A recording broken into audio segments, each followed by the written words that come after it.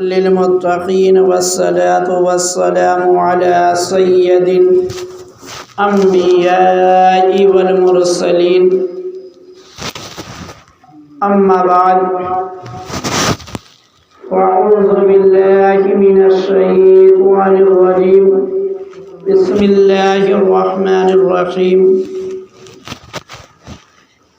وأما السائل فلا تنحر صدق اللہ العظیم والحمد للہ رب العالمین۔ میرے آقا کے پیارے غلاموں، نوجوان ساتھیوں اور بزرگوں، السلام علیکم ورحمۃ اللہ تعالی وبرکاتہ۔ وعلیکم السلام ورحمۃ اللہ۔ آئیے سب سے پہلے اپنے آقا و مولا حضور تاجدار مدینہ سرور قلب و سینہ احمد مجتبی محمد مصطفیٰ صلی اللہ تعالی علیہ وآلہ وسلم کی بارگاہ میں جھوم جھوم کر درود شریف کا نذرانہ عقیدت پیش کریں۔ پڑھیں بآواز بلند۔ اللہم صلی علی سیدنا مولانا محمد وعلیہ وسلم صلو علیہ صلاۃ و سلام علیک یا رسول اللہ صلی اللہ تعالی علیہ وآلہ وسلم۔ خطبہ مسنونہ کے بعد میں نے جس آیت کریمہ کی تلاوت کا شرف حاصل کیا ہے، اللہ تعالیٰ ارشاد فرماتا ہے وَأَمَّا السَّائِلَ فَلَا تَنْحَرْ۔ اے محبوب، آپ کے در پر جو بھی مانگنے والا آئے، اس مانگنے والے کو جھڑکو مت۔ اللہ تعالیٰ نے اپنے محبوب کو حکم دیا کہ اے محبوب، آپ کے دربار میں جو بھی آئے آپ اس سے لا یعنی نہیں نہ فرمائے، اس کو جھڑکے مت۔ اب اللہ تعالیٰ نے اپنے محبوب کو اس بات کا حکم تو دے دیا کہ جو بھی آئے، مانگنے والا جو بھی آئے،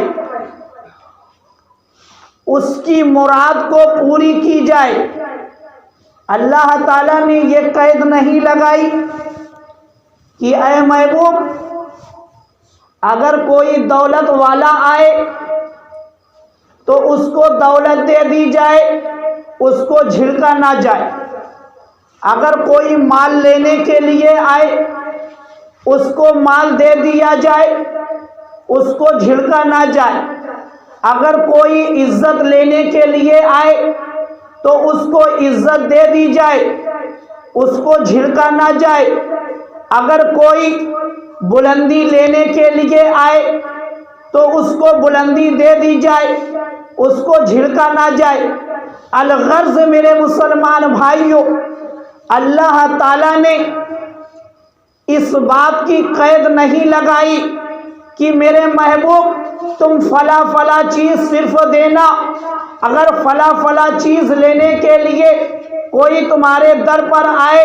تو اس کو جھڑکو مت، بلکہ اللہ تعالیٰ نے کیا حکم دیا؟ اے محبوب وَأَمَّا السَّائِلَ فَلَا تَنْحَرْ۔ اللہ تعالیٰ نے مطلقاً حکم دیا، کسی چیز کے لیے قید نہیں لگائی۔ اب یہاں سے معلوم کیا ہوا کہ میرے آقا کے دربار میں اگر کوئی دولت لینے کے لیے جائے گا تو میرے آقا دولت بھی دیں گے، اگر کوئی مال لینے کے لیے جائے گا تو میرے آقا مال بھی دیں گے، اگر کوئی عزت لینے کے لیے جائے گا تو میرے آقا عزت بھی دیں گے، اگر کوئی بلندی لینے کے لیے جائے گا تو میرے آقا بلندی بھی دیں گے۔ تو میرے مسلمان بھائیوں، جو بھی میرے آقا کے دربار میں میں جو مانگنے جائے گا میرے آقا اس کو نواز دیں گے، میرے آقا اس کو نواز دیں گے، کیونکہ اللہ تعالیٰ نے اپنے محبوب کو اتنا پاور دے کر روئے زمین پر بھیجا ہے کہ جو ہر کسی کی حاجت کو پوری کر سکتا ہے، ایسا محبوب روئے زمین پر اللہ تعالیٰ نے ہمارے اور آپ کے بیچ بھیجا۔ یہی وجہ تھی میرے مسلمان بھائیوں کہ صحابہ اکرام کی جو بھی ضرورت پیش آتی تھی وہ کسی اور طرف جانے کے بجائے بلکہ میرے آقا کے دربار کی طرف اپنا رخ کیا کرتے تھے، اور میرے آقا سرکار دو عالم صلی اللہ تعالی علیہ وآلہ وسلم کا فرمان عالی شان ہے، بخاری شریف کی حدیث پاک ہے، حضرت امیر معاویہ رضی اللہ تعالی عنہ ایک مرتبہ خطبہ آپ دے رہے تھے، آپ نے فرمایا کہ میں نے رسول اللہ صلی اللہ تعالی علیہ وآلہ وسلم سے سنا ہے کہ میرے آقا نے فرمایا کہ اللہ تعالیٰ جس سے بھلائی کا ارادہ فرماتا ہے، اللہ تعالیٰ جس سے بھلائی کا ارادہ فرماتا ہے اس کو دین میں سمجھ عطا فرما دیتا ہے۔ اللہ تعالیٰ جس سے بھلائی کا ارادہ فرماتا ہے اس کو دین میں سمجھ عطا فرما دیتا ہے۔ اب اس حدیث پاک کی روشنی میں چند باتیں آپ سنیں کہ میرے آقا نے فرمایا کہ اللہ تعالیٰ جس کے ساتھ بھلائی کا ارادہ فرماتا ہے اس کو دین میں سمجھ عطا فرما دیتا ہے۔ اب وہ دین میں سمجھ پیدا کرنے والا کون ہوتا ہے؟ یعنی جس کو میرے آقا کا رب یعنی ہمارا رب اللہ تعالیٰ جس کو پسند کرتا ہے اس کو دین میں سمجھ پیدا فرماتا ہے، یعنی اس کے اندر یہ صلاحیت اللہ تعالیٰ ڈال دیتا ہے کہ جو لوگوں کے بیچ میں کھڑے ہو کر دین کی بات سمجھا سکتا ہے،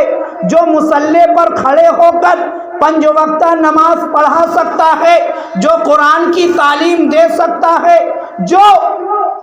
اور دینی معاملات میں ہر معاملے میں مسئلے کو حل کر سکتا ہے، جس کو میرا رب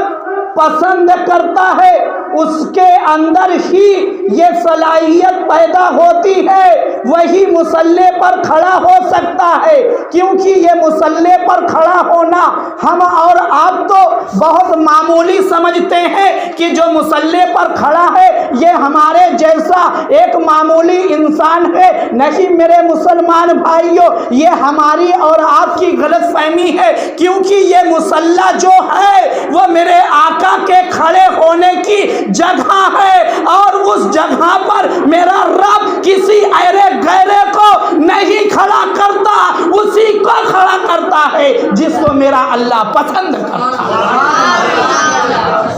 ہے۔ تو میرے مسلمان بھائیوں، کبھی مصلی پر کھڑے ہونے والے عالم کو کبھی کمزور مت سمجھنا، اللہ کی رحمت اس کے ساتھ ہوتی ہے۔ اس لیے ایک بات اور اپنے ذہن میں رکھ لو میرے مسلمان بھائیوں، کہ جس کو اللہ تعالیٰ پسند کر لیتا ہے، اب اس کو لوگوں کے بیچ میں بھی عزت عطا فرماتا ہے، لوگوں کے بیچ میں بھی عزت اس کو عطا فرماتا ہے، اور لوگوں کے دلوں میں بھی اللہ اس کی محبت ڈالتا ہے، اللہ اس کی محبت ڈالتا ہے۔ اب جس کے دل میں اس عالم کی محبت آ گئی، اس عالم کی عزت آ گئی، تو وہ انسان یہ سمجھے کہ اللہ کی رحمت مجھ کو مل گئی۔ اگر جس کے دل میں نہیں آئی وہ یہ سمجھے کہ میں اللہ کی رحمت سے دور کر دیا گیا ہوں، کیونکہ میرا رب اس بندے کی محبت اسی کے دل میں ڈالتا ہے کہ جس کو میرا رب پسند کرتا ہے، جس کو میرا رب پسند کرتا ہے۔ اور دوسری چیز، جب اس انسان سے آپ ہم کلامی ہو، بات کریں تو ہمیشہ ادب کا خیال رکھنا چاہیے، کیونکہ یہی ایک زبان ہے جو انسان کو دعا بھی دلا دیتی ہے، اور یہی زبان ہے جو انسان کو بددعا بھی دلا دیتی ہے۔ یہی زبان جس کے اندر نہ ہڈی ہے نہ اور کچھ ہے، صرف اللہ تعالیٰ نے اس کو اللہ تعالیٰ نے گوشت سے بنایا ہے، اور یہی زبان انسان کو بلندی پر بھی لے جاتی ہے اور پستی میں بھی گرا دیتی ہے۔ تو ہمیشہ زبان کو خیال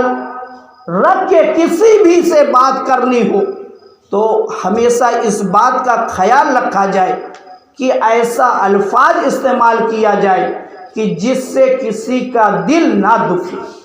کیونکہ کسی مومن کا دل دکھانا بہت بڑا گناہ ہے۔ تو میرے مسلمان بھائیو، ہمیشہ اس بات کا خیال رکھیں۔ اور میرے سیدی اعلیٰ حضرت، سرکار اعلیٰ حضرت امام احمد رضا خان فاضل بریلوی علیہ الرحمت و رضوان کے والد محترم حضرت علامہ مولانا نقی علی خان علیہ الرحمہ نے ایک بہت ہی عبرت کی بات آپ نے اپنی کتاب میں لکھی۔ آپ فرماتے ہیں کہ جس بستی میں عالم نہ ہو اس بستی میں رہنا حرام ہے۔ جس بستی میں عالم نہ ہو اس بستی میں رہنا حرام ہے۔ وجہ کیا ہے؟ وجہ یہ ہے کہ جس بستی میں عالم نہیں ہوتا ہے تو وہاں کے رہنے والے انسان اپنی طبیعت کے مطابق کام کرتے ہیں، نہ ان کو حلال و حرام میں تمیز ہوتی ہے، نہ نماز کا طریقہ ان کو آتا ہے، نہ اور دینی باتیں وہ سیکھ پاتے ہیں۔ اس کی وجہ سے وہ تمام گناہوں میں لگ جاتے ہیں، اپنی زندگی کے قیمتی اوقات کو گناہوں میں گزار دیتے ہیں، وہ دینی تعلیم سے محروم رہتے ہیں۔ اس وجہ سے آپ فرماتے ہیں کہ اس بستی میں رہنا حرام۔ تو میرے مسلمان بھائیوں، اور آگے حدیث پاک جو میں پڑھ رہا تھا، میرے آقا سرکار اقدس صلی اللہ تعالی علیہ وآلہ وسلم نے ارشاد فرمایا، وَإِنَّمَا أَنَا قَاسِمٌ وَاللَّهُ يُؤْتِي۔ میرے آقا نے فرمایا کہ بے شک میں بانٹنے والا ہوں اور اللہ تعالیٰ عطا فرمانے والا ہے۔ معلوم کیا ہوا؟ میرے آقا جو لوگوں کو نواز رہے ہیں، دے رہے ہیں، وہ اللہ کے خزانے سے دے رہے ہیں، کیونکہ اللہ تعالیٰ نے آپ کو قاسم بنا دیا ہے، بانٹنے والا بنا دیا ہے، تقسیم کرنے والا بنا دیا ہے۔ جب اللہ تعالیٰ نے اپنے محبوب کو قاسم بنایا، تقسیم کرنے والا بنایا، خزانے کا مالک بنایا اور حکم دیا، تب میرے اللہ نے کہ اے محبوب، اب جب تمہارے در پر کوئی بھی مانگنے والا آ جائے، کیونکہ اللہ کے خزانے میں کسی چیز کی کمی نہیں ہے، تو میرے دو عالم صلی اللہ تعالی علیہ وآلہ وسلم वसल्लम को अल्लाह ताला हुक्म देता है कि ऐ मेरे महबूब, अब जब तुम्हारे दर पर कोई भी मांगने वाला आए तो तुम उसको झिड़कना नहीं, बल्कि अगर वो दौलत लेने के लिए आया है तो उसको दौलत दे दो, अगर वो माल लेने के लिए आया है तो उसको माल दे दो, अगर वो शोहरत लेने के लिए आया है तो उसको शोहरत दे दो, अगर वो बुलंदी लेने के लिए आया है तो उसको बुलंदी दे दो, अगर वो इज्जत लेने के लिए आया है तो उसको इज्जत दे दो, अगर बीमार होकर आया है तो उसको शिफा दे दो, अगर उसकी आँख फूट चुकी है तो उसको आँख दे दो, अगर किसी का हाथ कट चुका है तो उसको हाथ, अगर कोई जानवर आ जाए तो उस जानवर की भी फरियाद को पूरी कर दो, अगर कोई परिंदे आपके दरबार में आ जाए तो उस परिंदे की भी फरियाद को पूरी कर दो। यहाँ तक कि मेरे मुसलमान भाइयों, आप जब हदीस पाक को पढ़ेंगे तो ये बात खुद आपके सामने वाज़े हो जाएगी कि वो सहाबाए किराम की जमाअत जिन्होंने रसूलुल्लाह को अपनी आंखों से देखा था, जिन्होंने रसूलुल्लाह से कुरान मजीद की तालीम ली थी, जिन्होंने रसूलुल्लाह सल्लल्लाहु ताला अलैहि वसल्लम से हदीस पाक सुना था, उनके सामने जब कोई मसला आता था तो वो किसी और दर पर नहीं जाया करता। मालूम है हदीस पाक में आता है कि जंगे बद्र में एक सहाबी रसूल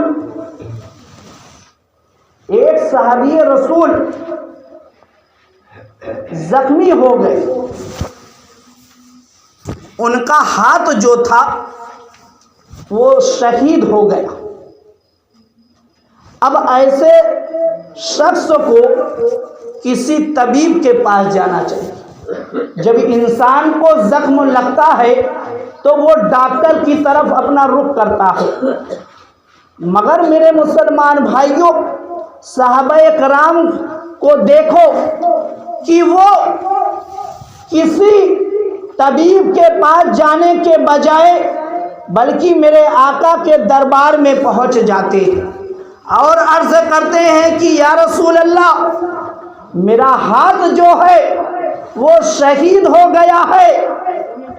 आप इसको सही कर दीजिए। ये अकीदा कौन दे रहा है? सहाबाए किराम दे रहे हैं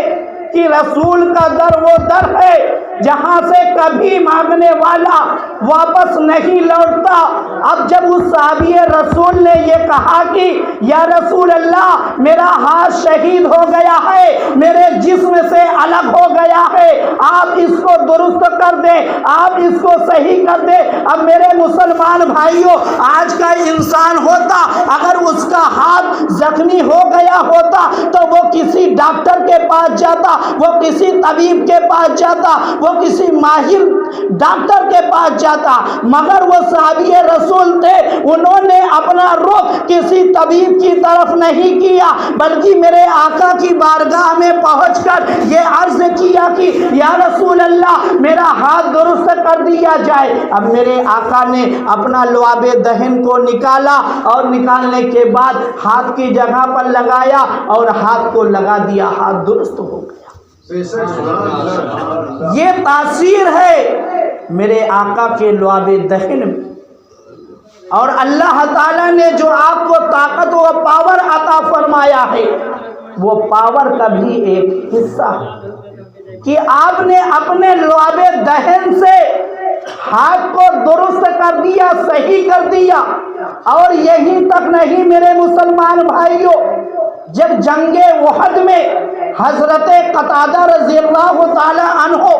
एक सहाबी रसूल है, आपकी आंख में तीर लग गई। तीर लगना था कि आपकी आंख निकल कर बाहर आ गई। जब आंख बाहर आ गई तो आपने अपनी उस आंख को लिया, किसी तबीब की तरफ रुख नहीं किया, बल्कि मेरे आका के दरबार में पहुंचने के बाद अर्ज किया कि या रसूल अल्लाह, तीर मेरी आंख में लग गई और तीर लगने की वजह से मेरी आंख बाहर आ गई है, आप इसको दुरुस्त कर दें। तो मेरे मुसलमान भाइयों देखो, सहाबा का अकीदा देखो اور دنیا والوں کے سامنے صحابہ اکرام نے یہ عقیدہ پیش کر کے ہم اہل سنت و جماعت کو بتا دیا کہ کبھی کسی کے سنے سنائے میں تم گمراہ مت ہونا، بلکہ میرے آقا کو اللہ نے مالک و مختار بنایا ہے اور پاور سے نوازا ہے کہ میرے آقا جس کو چاہے جو عطا کرنا چاہے اس کو عطا کر سکتے ہیں۔ تو میرے مسلمان بھائیوں، جب قتادہ نے کہا کہ یا رسول اللہ میری آنکھ درست کر دی جائے، آنکھ بالکل باہر نکل چکی تھی، مگر میرے مسلمان بھائیوں دیکھو میرے آقا نے اپنے لعاب دہن کو نکالا، اور نکالنے کے بعد جو یہاں پر گڈھا ہوتا ہے آنکھ کی جگہ پر میرے آقا نے اپنے لعاب دہن کو لگا دیا، اور لگانے کے بعد پھر آنکھ کو اس میں رکھ دیا۔ رکھنا کیا تھا کہ آنکھ پہلے سے بھی زیادہ روشندار ہو، پہلے سے بھی زیادہ خوبصورت اور روشنی والی ہو گئی۔ جب صحابہ کرام پوچھتے حضرت قتادہ سے کہ قتادہ تمہاری یہ والی آنکھ اور یہ والی آنکھ دونوں میں بہت فرق ہے، یہ والی آنکھ جو میرے آقا نے لگائی تھی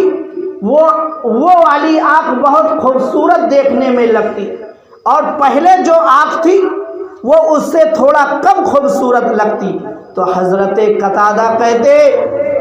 کہ یہ والی آنکھ جو ہے اللہ تعالیٰ نے مجھ کو پیدائشی عطا فرمائی ہے، اور یہ والی آنکھ جو میری ہے جب تیر لگی تھی اور میری یہ آنکھ نکل گئی تھی تو میرے آقا نے دوبارہ لگائی ہے۔ یہ میرے آقا کے لعاب دہن کی برکت ہے کہ لعاب دہن کی برکت کی وجہ سے قتادہ کہتے ہیں کہ اس آنکھ میں روشنی بھی زیادہ ہو گئی اور خوبصورت بھی ہو گئی۔ تو میرے مسلمان بھائیوں، کہاں تک عرض کیا جائے، یہ فضیلتیں بہت ہی زیادہ ہیں،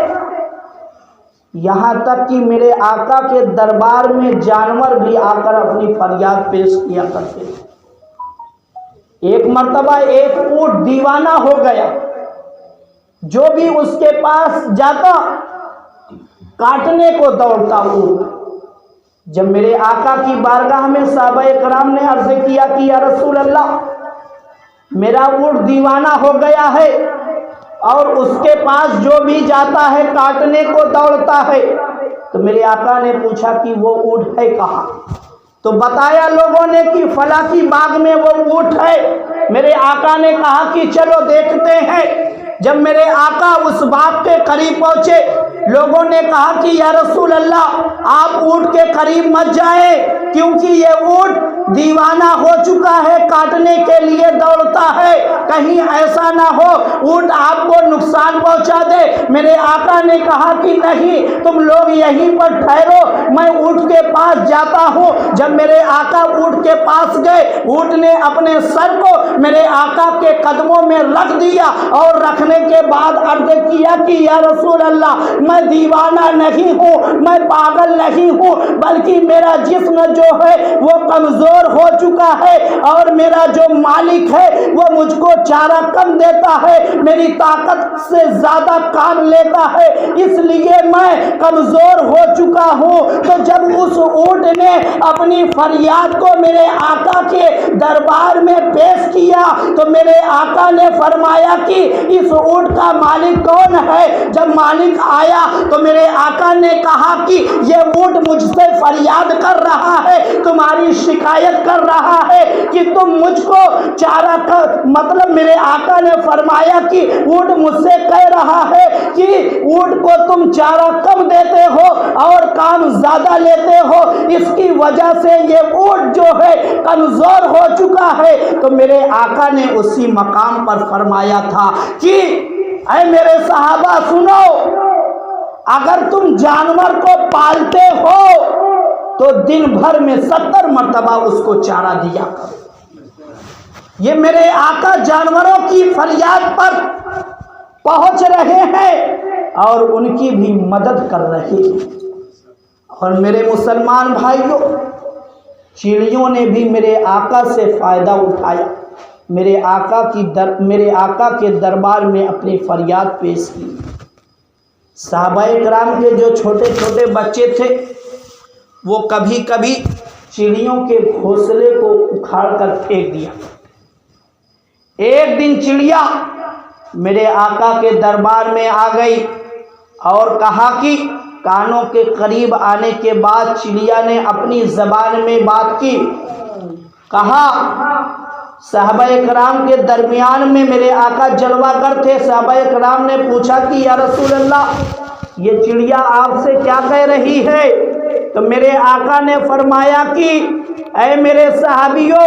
اے میرے جانثار ساتھیوں، سنو، یہ چڑیا مجھ سے تم لوگوں کی شکایت کر رہی ہے کہ تمہارے بچے چھوٹے چھوٹے اس کے گھونسلوں کو اکھاڑ دیتے ہیں، لہذا آج سے اپنے بچوں کو اس چیز سے روکا جائے۔ تو میرے مسلمان بھائیوں، چرند پرند، انسان و جنات، ہر کوئی میرے آقا کے دربار میں پہنچ کر فریاد کر رہا ہے، سائل بن کر مانگ رہا ہے، مگر میرے آقا کی شان دیکھو کہ حضرت عبداللہ بن عباس فرماتے ہیں کہ میرے آقا نے کبھی لا یعنی نہیں فرمایا، کبھی نہیں فرمایا۔ اگر کسی سائل نے کچھ مانگا، اگر میرے آقا کو دینا ہوتا تو میرے آقا فوراً نواز دیتے، اگر میرے آقا کو نہیں دینا ہوتا یا پاس میں فی الحال وقتی طور پر وہ چیز نہ موجود ہوتی تو میرے آقا نہیں فرماتے، بلکہ خاموش ہو رہتے، خاموشی اختیار کر لیتے۔ یہی وجہ ہے کہ میرے مسلمان بھائیوں، میرے آقا کی سخاوت جو ہے وہ تیز آدھی جتنی تیز چلتی ہے ہوا اس سے بھی تیز میرے آقا کی سخاوت۔ تو میرے مسلمان بھائیوں، آج ہم بھی اگر اپنے آقا کے بارگاہ میں اپنے مسئلے کو پیش کر دیں اور فریاد کریں تو یقیناً ہمارا مسئلہ حل ہو جائے گا۔ مگر میرے مسلمان بھائیوں، طریقہ اس کا ہم کو سیکھنا ہوگا۔ جب اللہ نے اپنے محبوب کی طرف جانے کا حکم دیا، اللہ نے قرآن مجید میں ارشاد فرمایا وَلَوْ أَنَّهُمْ إِذْ ظَلَمُوا أَنفُسَهُمْ جَاءُوكَ، جب تم اپنی نفس پر ظلم کر لو تو میرے محبوب کے دربار میں چلے جاؤ، اگر میرے محبوب نے تمہارے لیے اپنے ہاتھ کو اٹھا دیا تو میں تمہاری گناہوں کو معاف کر دوں گا۔ تو میرے مسلمان بھائیوں، جب اللہ ہم کو ایسی منزل کا پتہ دے رہا ہے کہ جہاں سے گناہوں کی توبہ جو ہے یقیناً قبول ہونے والی ہے، تو میرے مسلمان بھائیوں آج بھی اپنے آقا کو گواہ بنا کر گناہوں سے توبہ کر لو۔ اگر میرے آقا نے ہمارے لیے دعا کر دی تو ہماری تمام گناہ جو ہے اس کو اللہ تعالیٰ معاف فرما دے گا۔ تو میرے مسلمان بھائیوں، نبی کی سیرت کو اپنانے کی ضرورت ہے، نبی کی سنتوں پر چلنے کی ضرورت ہے۔ اس لیے میرے مسلمان بھائیوں، ہم اور آپ مسلمان ہیں، اسی نبی کا کلمہ پڑھنے والے ہیں، تو ہمارے لیے یہ ضروری ہے کہ ہم اس نبی سے محبت کریں، اس نبی کی سیرت کو بھی اپنائیں، اس نبی کی سنت کو بھی اپنائیں، کیونکہ یہ نبی ایسا نبی ہے جو ہماری دنیا میں بھی کام آنے والا ہے، ہمارے قبر میں بھی کام آنے والا ہے، اور ہمارے حشر میں بھی کام آنے والا ہے۔ جہاں کوئی نہ کام آئے گا وہاں پر ہمارا نبی کام آئے گا۔ اس لیے آج بھی اس کو راضی کر لو، اگر وہ آج راضی ہو گئے تو یقیناً ہماری ہر منزل جو ہے آسان ہو جائے گی۔ اللہ تعالیٰ کی بارگاہ میں دعا ہے کہ مولا تعالیٰ ہم سب کو سنتوں پر عمل کرنے والا بنا دے، ہم سب کو سنتوں پر عمل کرنے والا بنا دے، ہم سب کی پیشانیوں میں سجدے کی تڑپ پیدا فرما دے۔ اے پروردگار عالم، ہم سب کے دلوں میں نبی کی سچی محبت پیدا فرما دے۔ اے پروردگار عالم، ہم سب کا دل جو ہے نبی کی محبت سے مدینہ مدینہ بنا دے۔ اے پروردگار عالم، ہم سب کے دلوں کو نبی کی محبت سے مدینہ مدینہ بنا دے۔ اے پروردگار عالم، ہم میں جو پریشان ہیں ان کی پریشانیوں کو دور فرما دے، ہم میں جو بے روزگار ہیں ان کو غیب سے رزق عطا فرما۔ اے پروردگار عالم، ہم میں جو بیمار ہیں انہیں شفاء کاملہ عاجلہ عطا فرما۔ سبحان ربک رب العزت عما یصفون وسلام علی المرسلین والحمد للہ۔